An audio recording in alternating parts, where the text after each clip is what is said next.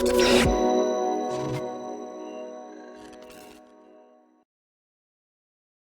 everybody. Adam Parks here with another episode of Receivables Podcast. Today, I'm here with my good friend and frequent guest on my podcast, Mr. Andrew Roskam. How you doing today, Andrew? I'm good, Adam. Good to see you. Good to be back again. Love it.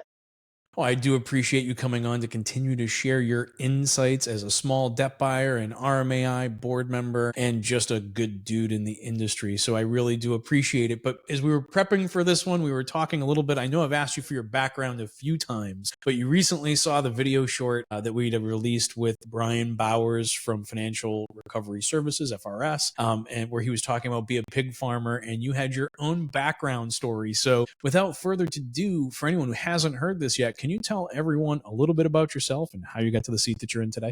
Yeah. I laughed because I saw that and I said, oh, that's a good idea. Adam needs to start doing this with all his guests.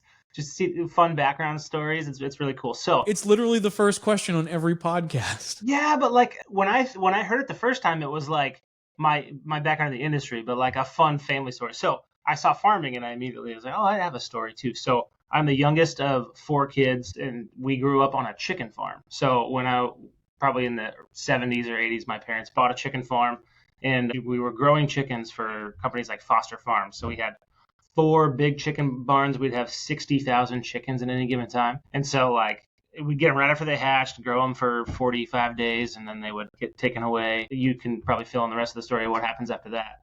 And so we had this like farm that didn't smell very good. So I'd get off the bus every day and people were like, PU, your house stinks.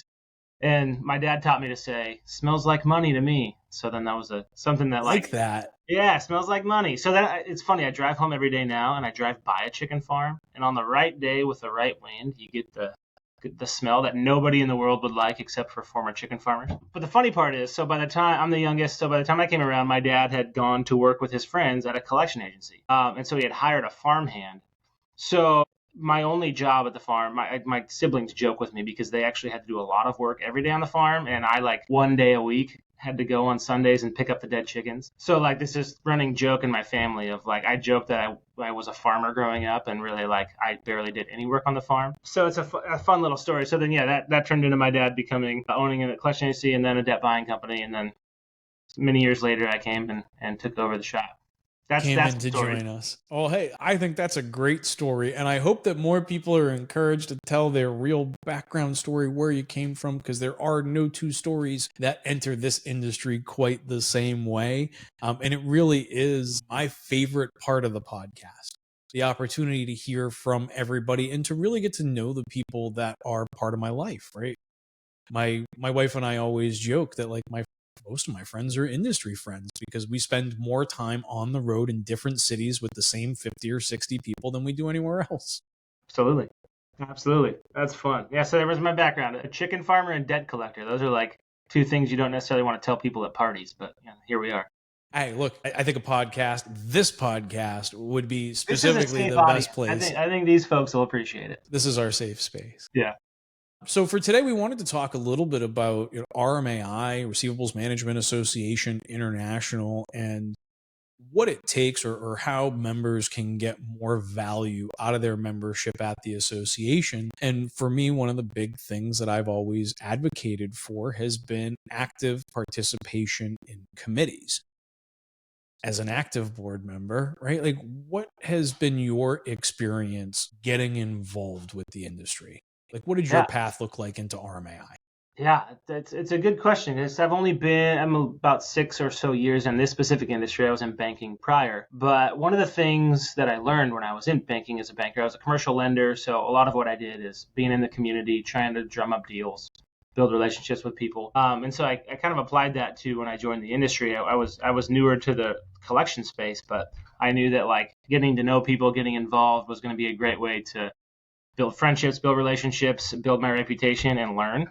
And so I think I'm also located in Washington State, which is sometimes a difficult state for our industry. And so I found myself right when I started having to like go fight bills. So I got to know David Reed and I got to know different folks at RMAI just being on the state legislative committee. So that was the first committee I served on, was kind of trying to be a liaison between the local folks advocating and lobbying and then RMAI and trying to build those relationships. kind of fell into that one. So I've served on state legislative committee every year since, and I'm one of the co-chairs for the board on that committee. And then I also got involved just trying to learn. So I plugged into the standards committee. Being a certified debt buyer, I knew that was something I needed to understand really well. And so what better way to learn our standards than to help rewrite them every year? Because there's a committee, RMAI committee, for those that don't know, that looks at the standards every year and goes through and says, what do we need to update? What's changed? What do we need to refine? Getting feedback from other companies, auditors.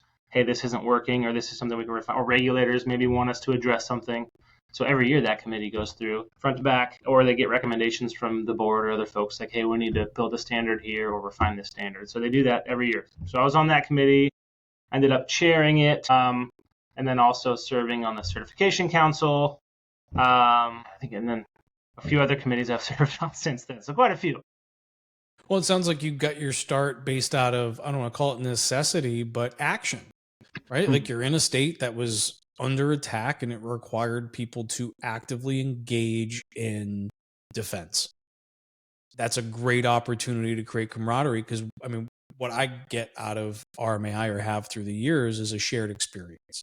And good relationships are built on a shared experience. And sometimes that experience is fun and it's horseback riding in Tahoe. And sometimes that experience is not fun and it's a state, assembly house. Testifying on wherever. The hill. Yeah, it's testifying on the Hill. It's doing all of these other things that are, necessarily what we want to be doing, but it's important for the industry that somebody be doing it. And RMAI is an organization driven by volunteers.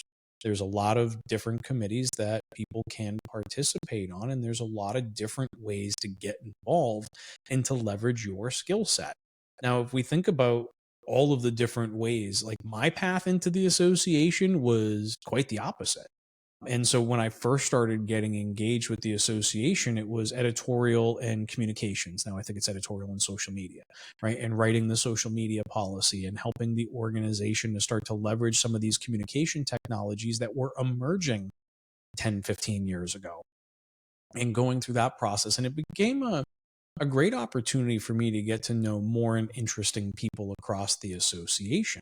Now, during my involvement, at some point, I started getting a phone call from Trish Baxter, who was going to be the incoming president. And Trish, talked to me about the rebranding and what the association needed as they were going through that process and encouraged me to run forward, as did a lot of my other friends that were either on the board or looking to actively start getting engaged. So it was really a great opportunity for me to enter on one of my stronger skill sets.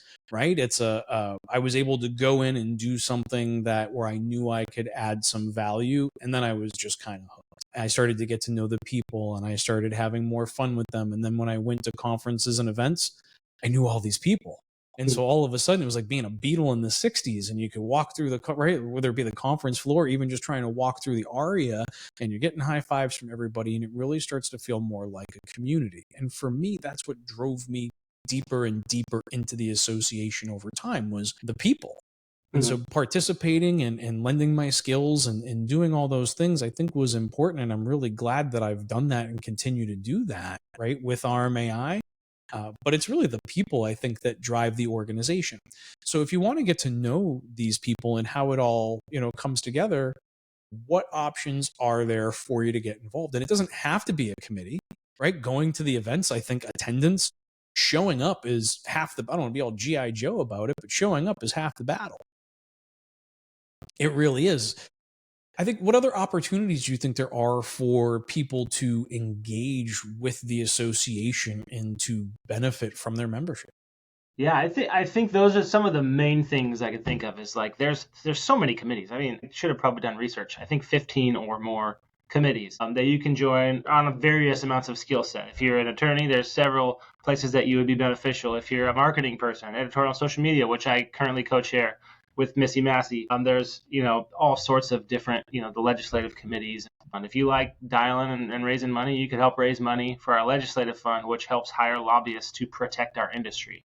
Wildly important. Like, let's not underestimate the importance of the legislative fundraising. And I feel like that was one of the areas where I got involved very early on in my time on the board in helping to create communication tools that helped us illustrate visually the impact that the money we were raising was actually having for the industry. Because it's one thing when you're asking for donations and people think they're going into the black hole, but it's another thing when they can really see the measurable impact that the association has had and continues to have on a variety of fronts.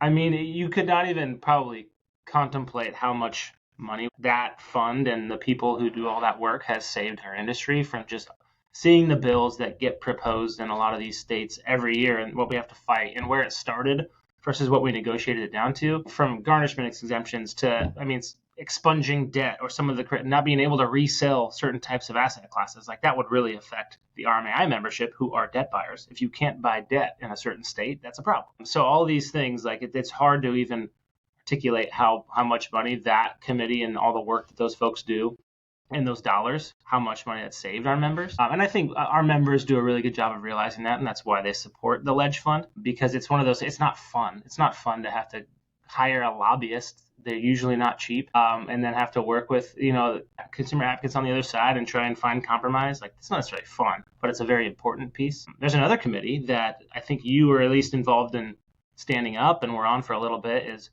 not everybody in our industry is a debt buyer or a debt collector, but they maybe support those people. There's vendors and affiliates. So there's a task force for affiliates to help engage. And hey, now we're a council. We've gone beyond task force. Council, that's now right. We're the Affiliate Advisory Council. That is where I've been spending my time in 2024. Yeah, you're right. I should know better. Okay. So that Affiliate Advisory Council, it does a really good job of asking affiliates, like, how can we better engage you? Because as an association, it's no secret, like, we have a lot of members that aren't debt buyers and aren't law firms and aren't agencies, but they support us. They sponsor events at conference. I mean, look at how full the exhibit hall is every year and do different things. Like, they support our industry really well. So how can we make sure those folks feel like they're getting the most out of the dollars that they spend and the time they spend? That's a really important one, that any of the affiliates of vendors that listen to this, like, that's a great council to get involved in. Look, I'm actively participating in that this year. Amber Russo's been chairing it and doing a great job of helping to find new ways to engage those affiliate members so that they can find new value in their membership. I mean, a lot of them still support the legislative fund and the advocacy efforts of the industry, but some of them don't see the same direct correlation, right? And they're looking for advertising, marketing, sponsorship, engagement opportunities with the membership so that they can sell into the space. And that's a great place for them to have their voice be heard. And RMAI does a really good job of listening. Sylvia Doan is just an absolute rock star. Bless her. Bless you, absolute Sylvia, rock star. She has created so many creative sponsorships through the years that I've loved to engage with. I think my personal favorite still remains when we did the executive summit up in Wisconsin and we had the little case with the bug spray and the suntan lotion and all. I still have it in my car. So that tells me that was a good branded gift. So there's always these interesting opportunities to get involved and to be creative. And I would always encourage people to not feel like the association is separate from them. Reaching out to the staff of the association, to the board members, to the committee members, and engaging in a conversation is a great way to fuel your personal growth, whether that be just for yourself as a individual, right, on your own professional trajectory, or being able to connect your company with the right people. I think there's a great opportunity there to engage. I completely agree, because we've touched on why it's important to give back to our association and industry to help us stay viable and continue to operate and thrive. There's the personal aspect of, like, there's a really, really important piece of, if you serve on committees, you're getting to know some people in the space that have a lot of experience, that have a lot of respect, that will get to know you. And those could be great business contacts to do deals with. Those could be future employers or folks that could give you references or connect you with future employers. So if I'm a professional working in this industry and I'm serving on a committee, I'm also building my career. I'm networking. I'm getting to know other people in the space that I could potentially do business with down the road. That's a very important thing as you grow your career in this industry. Well, building your personal brand. Mm-hmm. There's something to be said for building a personal brand that allows you to transcend an organization. And I think engagement in RMAI and in the committees and actively doing it, yeah, you're representing an organization member as well, but it really gives you an opportunity to represent yourself and to demonstrate the quality that you expect of yourself. And the important thing is to do it, but then if you're going to do it, you can make a good impression by serving and participating. But if you don't show up to the calls, that does the opposite. It's going to hurt your personal brand. If they're like, yeah, this guy, I think he's on the committee, but Andrew never showed up and didn't say anything. Like, well, that's not going to make the best impression. If you're going to do it all the way, right? Yeah, if you're going to do it, get in there and participate and be part of the discussions. Mm-hmm. There's so many different topics that are discussed as we go through committee calls, some being longer than others, but lots of opportunity there and lots of working groups, right? As we think about the opportunities of, let's call it current event management, fintech and artificial intelligence, medical debt reporting, right? Or medical debt working group. There's a lot of working groups that RMAI puts together to really focus expertise and be able to empower and educate the rest of the industry or taking specific actions. The fintech working group put out a great white paper that helped describe what was happening there. I know we've done that with buy now, pay later and other types of the auto working group. All that type of work ultimately requires people with expertise to drive it.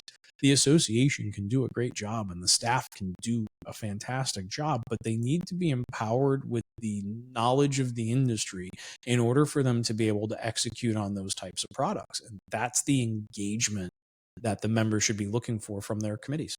Yeah, absolutely. And you mentioned the medical debt working group. It kind of was born out of a need where a couple years ago, we realized a lot of these bills that we're trying to fight are like some sort of medical debt bill in a certain state that was mostly about medical debt, but the definition of medical debt turned out to loop in like your credit card and your home equity line of credit or some of these crazy things.